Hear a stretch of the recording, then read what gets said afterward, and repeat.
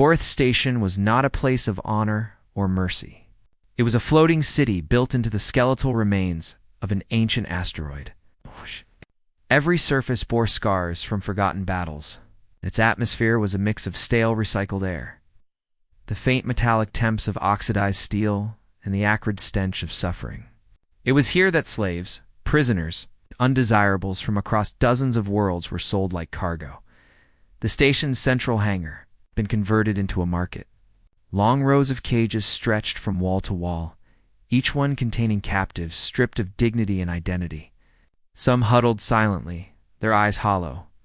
Others glared with defiance that had not yet been beaten out of them.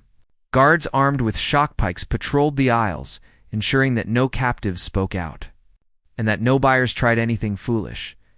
Into this bleak scene walked Cerise Valen, a figure who immediately drew attention.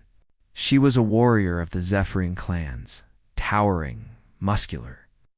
Her black and silver armor gleaming with runic etchings of her victories.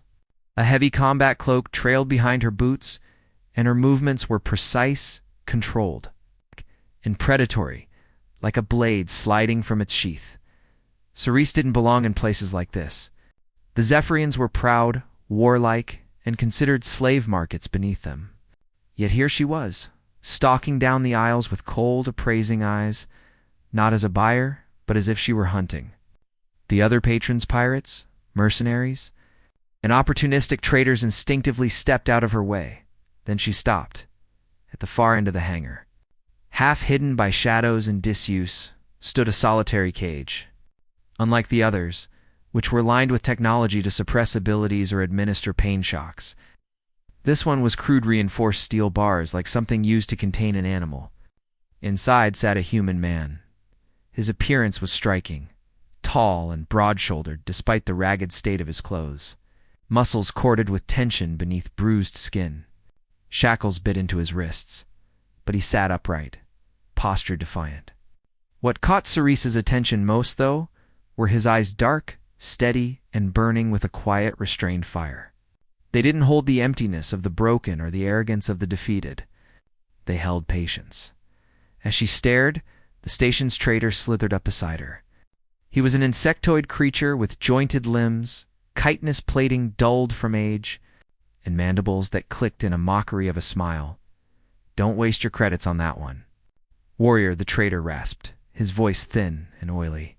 "He's a worthless savage, human, violent, untamable, barely sapient. He's been through 6 owners, and none could keep him alive or obedient." The man in the cage didn't react. He simply shifted his gaze to meet Cerise's.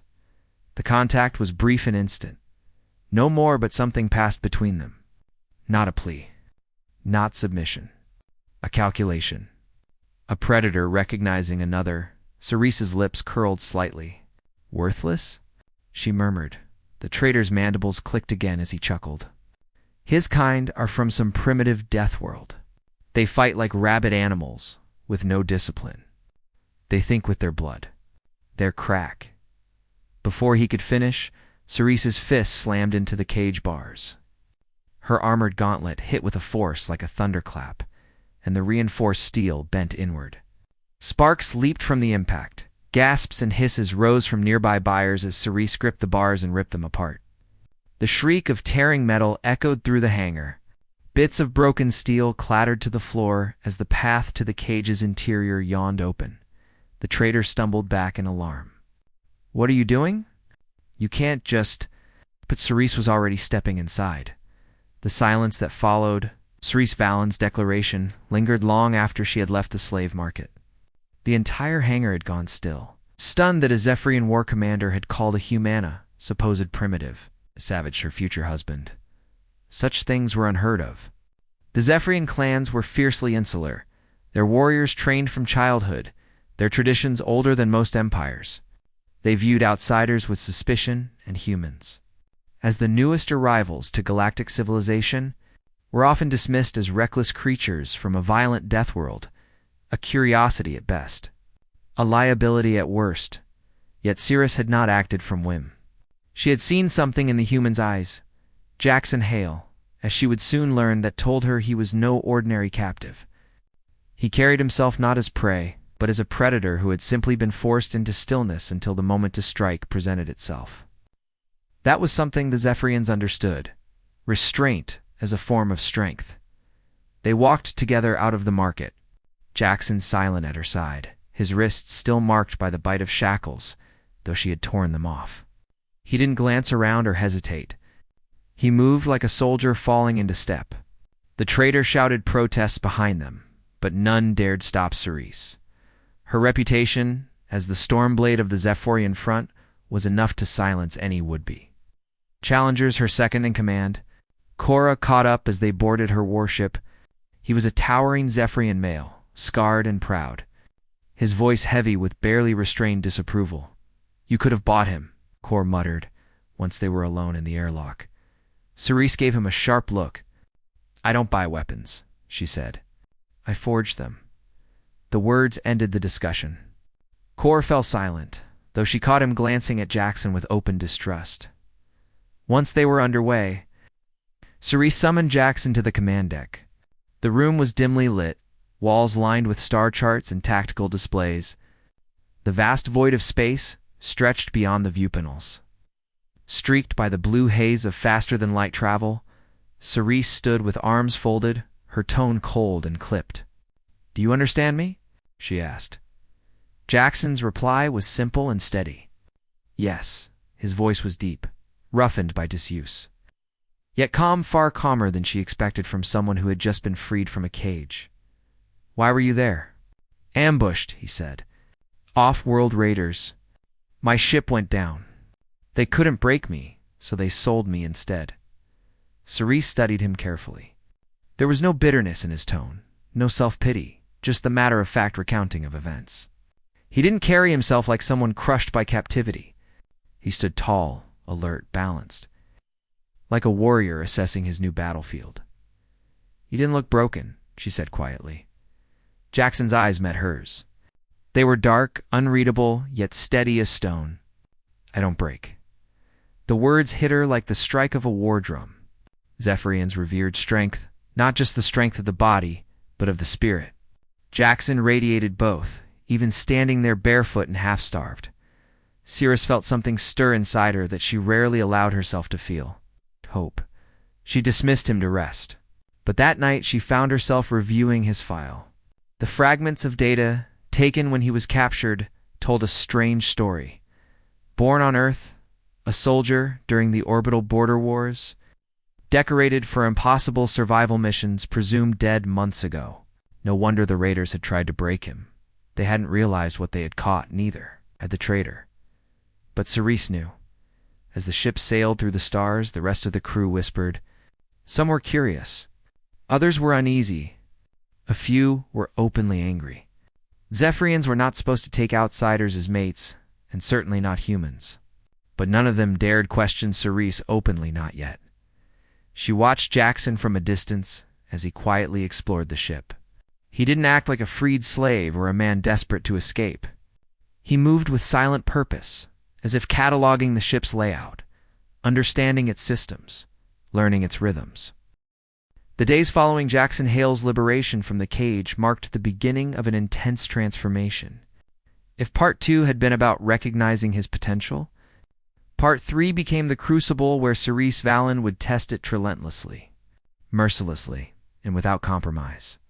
For the Zephyrian warrior clans, strength was not simply a matter of power. It was discipline honed to perfection. Cerise, famed as the Stormblade of the Zephyrian front, had risen to command not by bloodline or politics, but by grinding herself into a living weapon. If Jackson was truly to be her future husband as she had declared before the galaxy's eyes, then he could not be merely strong. He would have to be unbreakable, and so the training began. Every morning started before the ship's artificial dawn cycle in the cold, silent training deck. Cerise gave no special treatment, no allowances. Jackson was not coddled as a fragile outsider. Instead, she subjected him to the full intensity of Zephyrian warrior trials at first. The exercises were meant to shatter him. He ran weighted sprints across gravity-shifted floors until his muscles screamed. He climbed sheer walls while drones fired stun bolts at him. He practiced with energy blades that could burn through armor. Knowing one slip meant severe injury, where most would have collapsed, Jackson endured. He didn't complain. He didn't argue. He simply learned. Cerise watched carefully. She noticed how fast he adapted, faster than even her elite warriors had when they were recruits. When the floor's gravity increased threefold, he didn't fight it. He changed his stance and pushed through. When the combat drones flanked, he anticipated them on the second attempt. His learning curve was like nothing she had seen. By the third day, he moved with the Predator's grace.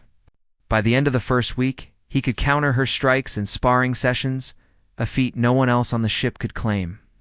By the end of the second week, he disarmed her in a single swift movement. The crew began whispering, but training wasn't just about weapons and combat. Cerise also taught him the tools of war unique to the Zephyrians: plasma rifles, gravitic harnesses, and stealth cloak systems that warped light. These were alien technologies with steep learning curves, yet Jackson approached each with calm precision. He studied their mechanics, disassembled them, reassembled them, and mastered them with unnerving speed. Cerise began to understand why humans unnerved the galaxy. They weren't the strongest species. They weren't the fastest or the most advanced. But they adapted faster and harder than anyone expected. And when they committed, they became unstoppable. Outside training, Jackson showed another side entirely. He wasn't loud or boastful as many warriors were. Instead, he was quiet, even gentle in small ways. He repaired damaged bulkheads without being asked, reorganized the armory for efficiency, and once, when Cerise pushed herself until she collapsed from exhaustion, he carried her to her quarters without a word. That moment unsettled her more than his strength had. No Zephyrian male had ever dared to touch her without permission. Yet Jackson had done it calmly, without fear or arrogance, as though it were simply the right thing to do. It was disarming Core, her second in command, grew increasingly wary. One evening, as Cerise reviewed combat footage of Jackson's progress, Core spoke bluntly. "He's dangerous," Core said. "That's the point," Cerise replied. Without looking up, KORR hesitated, then left, but his unease lingered. Cerise knew he represented what many in the crew were thinking.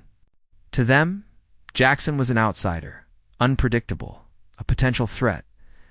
But to her, he was becoming something far rarer, an equal, for the first time in her life. Cerise felt that familiar Zephyrian pride in battle, but not for herself. She felt it watching Jackson. He wasn't just surviving her training. He was thriving in it. Every strike, every counter, every strategy he learned made him sharper, faster, deadlier. And in the quiet moments between sessions, she found her eyes lingering on him longer than they should have. The thought startled her. She had declared him her future husband as a calculated act of defiance and instinct. But somewhere in the fire and sweat of training, that declaration was becoming real. She was no longer forging a weapon by the time Part 4 begins. Jackson Hale had proven himself more than anyone aboard Cerise Valent's warship could have expected. He was no longer seen as a fragile outsider or a feral captive. He had become a warrior in his own right, sharpening his body and mind until he could stand toe-to-toe with Zephyrian veterans. But strength draws attention, and attention draws enemies. Word of Cerise's claiming of a human as her future husband had spread across the Zephyrian clans like wildfire. The move had been controversial from the start. Many saw it as a breach of ancient custom. Now that Jackson was thriving, the whispers had turned into threats. Some feared he might rise as a symbol that their traditions were crumbling. Others simply wanted to challenge Cerise herself, to see if the fabled Stormblade had grown, weak enough to fall for an alien. This tension reached its breaking point during what should have been a routine patrol the warship Zephyr's Fang was charting. The barren edge of the Carthon belt, when the trap was sprung, a coded distress beacon lured them toward what appeared to be a stranded cargo vessel drifting among shattered asteroids. Cerise, cautious but bound by duty, brought her ship close to investigate. The moment they entered scanning range, 3 Zephyrian raider cruisers decloaked around them like predators rising from the deep. It was an ambush one, orchestrated not by pirates or enemies, but by their own kind. The bridge descended into chaos as weapons fire rained against their shields. Cerise barked orders with icy precision, and the Zephyr's fang twisted through the asteroids with desperate agility. Still, they were outnumbered and outgunned. In the heat of the attack, Kor, the second in command, revealed the final betrayal. He turned on Cerise. Kor had been with her for years, a warrior she had trusted as her right hand. But now his voice rang out over the Cums cold and certain, declaring Cerise unfit to lead for bringing an alien parasite aboard. He called on the crew to stand down and surrender the ship to him. Half the crew hesitated. A few obeyed. The others remained loyal to Cerise, but that loyalty came at a cost. Civil war broke out inside the ship itself, even as enemy fire battered its hull. In the heart of that chaos, Jackson moved, while Cerise fought to keep the bridge from falling. Jackson plunged into the corridors with a clarity that astonished even her. He rallied loyal crew, disabled mutinous ones, and sabotaged Kor's attempt to seize engineering.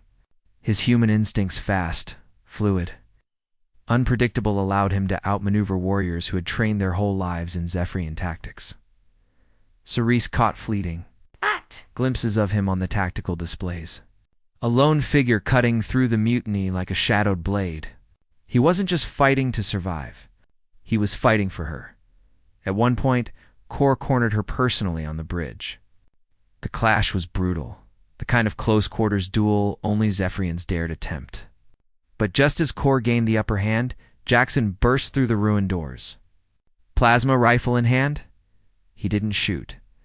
He tackled Kor through a support strut with such force, the steel bent around them. The two men fought like wild Stormscore with his brutal, disciplined strikes, Jackson with his raw, adaptive ferocity. It ended with Jackson pinning the larger warrior to the deck, one arm hooked around his throat in an unyielding chokehold. And then he stopped. He didn't kill him. Instead, he looked to Cerise, eyes calm even as blood dripped down his face, and said, "Your call." That moment stunned everyone who saw it. A human, victorious over a Zephyrian champion. Yielding command rather than taking it, Cerise gave the order. Kor and his co-conspirators were to be exiled to a drifting escape pod. Alive, but dishonored. The crew obeyed. When the battle finally ended, the Zephyr's fang limped away from the asteroid field, scarred but intact. The Raider cruisers fled after realizing their inside support had failed. Silence fell over the ship, exhausted, wary silence. Jackson stood beside Cerise on the shattered bridge, bloodied and breathing hard. She turned to him, and for the first time, she didn't see him as an outsider at all. He had chosen her, not just in word but in battle, with everything he had, and something in her heart shifted like a tectonic plate. By the close of Part 4, Jackson had done more than survive the Zephyrians' betrayal. He had earned their grudging respect and proven his loyalty beyond all doubt. For Cerise, there was no longer any question. The aftermath of the arena's chaos lingered like smoke in the air, thick, choking, impossible to ignore. The floor was littered with shattered steel from the ruined cages, scorched stone where blast rifles had fired, the broken banners of the trade guild that had once ruled the slave markets with impunity. Now, that rule lay in tatters. Kalen stood at the center of it all, breathing hard, his fists stained with alien blood, his chest rising and falling like a bellows. But his eyes weren't on the carnage, or the fleeing traders. They were on Lyra. She was kneeling beside the unconscious guildmaster, a coiled whip of golden energy crackling in her hand. Her hair was loose from its braid, tangled from the fight. Her armor bore fresh cracks from close encounters with stun bolts. She looked like a storm given flesh, fierce, beautiful, unyielding. And yet, when her eyes met his, they softened. "Kalen," she said quietly, standing and letting the whip fizzle away. "It's over." He shook his head slowly. "For you, maybe. For me, it's only just begun." Lyra approached, stepping over debris until she stood before him, close enough that he could see the flecks of silver in her pupils. "Then let's begin it together." Her words were simple, but to Kalen, they were seismic. He had been a weapon, a tool, a savage forced to fight, to kill, to survive. He had no home, no people, no destiny, except what others thrust upon him. And now, here was someone offering not ownership, but partnership, a choice. The survivors of the guild forces were retreating, but not for long. Already Kalen could hear distant alarms the planetary militia would come soon, and they would see only destruction and chaos, not liberation. Lyra understood this too. Her jaw tightened as she looked toward the echoing corridors. "We can't stay," she said. "They'll brand you a threat. They'll hunt you. Then let them come," Kalen replied, voice like stone. "I fought worse." Lyra touched his hand gently. "You don't have to fight alone anymore." The words hit deeper than any blow he'd taken. He closed his eyes for a heartbeat. Then he nodded. They fled the shattered arena together through side tunnels that Lyra had mapped during her infiltration. Every turn was a risk, every shadow could conceal enemies, but together they moved like twin sparks through darkness. Kalen carried nothing from his cell, no relics, no chains, only freedom. When they finally emerged into the cold night air of Karth Station's upper decks, the city stretched out like a galaxy of lights beneath them. The air was sharp and tasted of ozone and metal. But to Kalen, it was the first real breath he'd taken in years. "This is your world," he murmured. Lyra shook her head. "It's ours now." Behind them, distant sirens wailed. Somewhere below, the slavers were regrouping, swearing vengeance. But neither of them looked back. They crossed the open landing platforms toward a sleek black skimmer hidden beneath a maintenance gantry. As they prepared to board, Kalen paused. "Lyra, why me?" She turned, her eyes steady. "Because when everyone else saw a savage, I saw someone who chose to stand, even when he had nothing. Someone who could break his chains and maybe break the chains of others too." Kalen was silent for a long moment. Then, unexpectedly, he smiled. A small, raw thing, and practiced, but real. "Then let's break them all," he said. Lyra grinned, fierce and proud, and clasped his forearm. Together they leaped aboard the skimmer. Engines roared to life, blue fire spilling from the thrusters, and the craft shot into the starlit sky. Far below, the arena lay in ruins, the guild's reign crumbling like ash, and in its place rose something new, not a master and a captive, but two warriors, choosing each other as the stars swallowed them. Kalen whispered words that were once unthinkable for him. "I am not your savage. I am her husband."